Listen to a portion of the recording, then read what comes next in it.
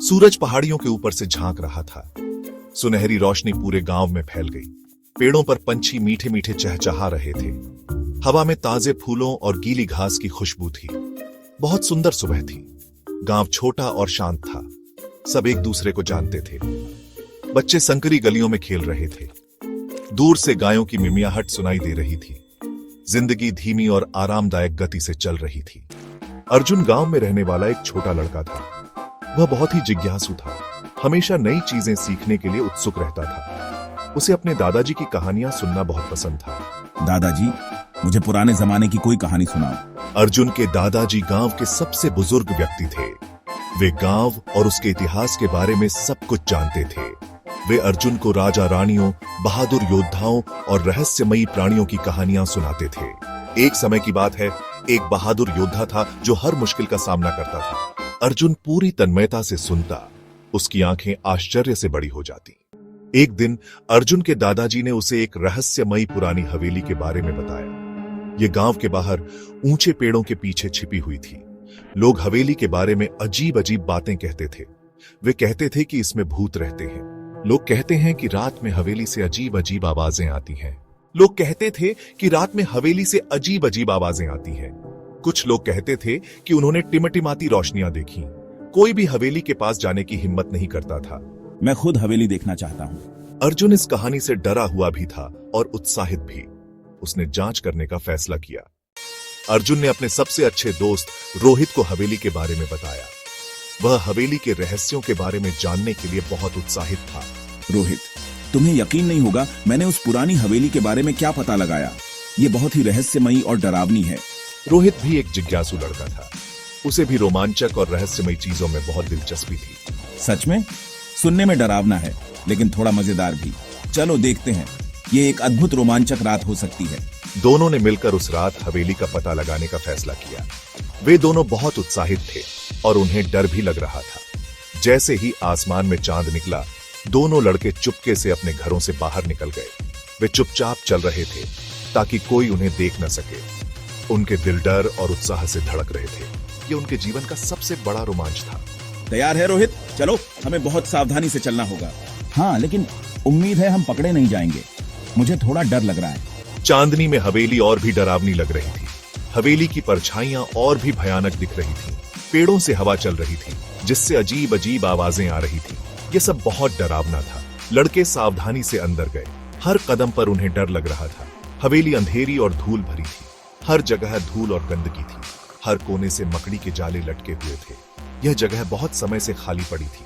अचानक उन्हें एक आवाज सुनाई दी। यह आवाज बहुत ही डरावनी थी। यह एक धीमी रोने की आवाज थी, जैसे कोई उदास हो। यह आवाज हवेली के अंदर से आ रही थी। सुना तुमने रोहित? यह आवाज बहुत अजीब है। हाँ, लगता है कोई रो रहा है। हमें बहुत सावधानी से आगे बढ़ना होगा। वह उदास और अकेला लग रहा था। उसकी आंखों में एक गहरी उदासी थी जो उसके जीवन की कठिनाइयों को दर्शाती थी। बूढ़ा आदमी बिल्कुल भी डरावना नहीं था। उसके चेहरे पर एक कोमलता थी जो उसके दिल की अच्छाई को दर्शाती थी। लड़कों के अंदर आते ही उसने ऊपर देखा। उसकी आंखों में एक चमक थी, जैसे उसने किसी को लंबे समय बाद देखा हो। वह एक कुर्सी पर बैठा था। उसका सिर उसके हाथों में था। उसकी स्थिति ने उसकी गहरी पीड़ा को उजागर किया। कमरे के अंदर उन्होंने एक बूढ़े आदमी को पाया। वह एकांत में जी रहा था, जैसे कि दुनिया से कट गया हो। यह उन्हें एक लंबे गलियारे के अंत में एक कमरे तक ले गई। गलियारा अंधेरा और रहस्यमय था। लड़कों ने आवाज का पीछा किया। वे जानना चाहते थे कि यह आवाज कहां से आ रही है, कौन है। उसकी आवाज में एक हल्की सी घबराहट थी। हमने किसी को रोते हुए सुना। यह आवाज बहुत दर्दनाक थी। हमारा घुसपैठ करने का कोई इरादा नहीं था। हम बस मदद करना चाहते थे। क्या आप ठीक हैं? उनकी आवाज में चिंता स्पष्ट थी।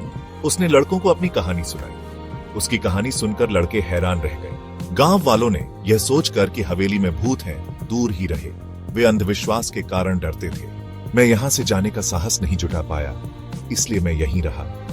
यह घर ही मेरी दुनिया बन गया। मैं बिल्कुल अकेला रह गया। मेरे पास कोई नहीं था। लेकिन फिर एक तूफान ने मेरे घर को तबाह कर दिया और मेरे परिवार को छीन लिया। मैं पूरी तरह से बर्बाद हो गया। मैं यहाँ जीवन भर रहा हूँ। यह घर मेरे जीवन का हिस्सा है। मैं इस हवेली का मालिक हूँ। ये मेरी पहचान है। यह बहुत दुखद है। हम आपकी पीड़ा समझ सकते हैं। हम आपकी मदद करेंगे साहब। आप अकेले नहीं हैं। अर्जुन और रोहित को बूढ़े आदमी पर दया आ गई। वे उसकी हालत देखकर बहुत दुखी हुए और उसे खुश करने का एक तरीका ढूंढने का फैसला किया। उन्होंने उसकी मदद करने का फैसला किया। वे जानते थे कि यह आसान नहीं होगा, लेकिन वे दृढ़ थे। वे गांव वापस गए और सभी को बूढ़े आदमी की कहानी सुनाई। उन्होंने गांव वालों से मदद की अपील की। गांव वालों को अफवाहों पर विश्वास करने पर शर्म आ रही थी। वे समझ गए कि उन्होंने गलती की है। सब लोग हवेली में भूत नहीं हैं, ये सब अफवाहें थीं। बूढ़े आदमी को हमारी मदद की जरूरत है, हमें उसे अकेला नहीं छोड़ना चाहिए। वह अपना परिवार खोने के बाद वहां अकेले रह रहा है, उसकी हालत बहुत खराब है। वे सब मिलकर बूढ़े आदमी की मदद करने आए। वे जानते थे कि एकजुट होकर वे कुछ भी कर सकते हैं। उन्होंने उसकी हवेली की मरम्मत की और उसे साफ किया। हर कोई अपने तरीके से मदद कर रहा था। बूढ़ा आदमी बहुत खुश हुआ। उसकी आंखों में खुशी के आंसू थे। वह अब अकेला नहीं था। उसके पास अब नए दोस्त थे जो उसकी परवाह करते थे। आप सभी का धन्यवाद। आपने मेरे घर में फिर से जान फूंक दी है। मैं आप सभी का आभारी हूं। हवेली अब डर की जगह नहीं रही, यह फिर से खुशी और हंसी की जगह बन गई। बच्चे अब यहां खेलते हैं और परिवार इकट्ठा होते हैं। अर्जुन ने उस दिन सीखा कि सभी रहस्य डरावने नहीं होते। कभी कभी वे बस दुखद कहानियां होती हैं जिन्हें सुनने की जरूरत होती है। कभी कभी वे बस दुखद कहानियां होती हैं जिन्हें सुनने की जरूरत होती है। और जब हम सुनते हैं तो हम मदद कर सकते हैं। मुझे खुशी है कि हम मदद कर सके। यह जगह अब कितनी अलग लग रही है। यह अब एक नई शुरुआत है। हाँ, ये कमाल है कि थोड़ी सी दयालुता क्या कर सकती है। ये दिखाता है कि हम सब मिलकर क्या कर सकते हैं।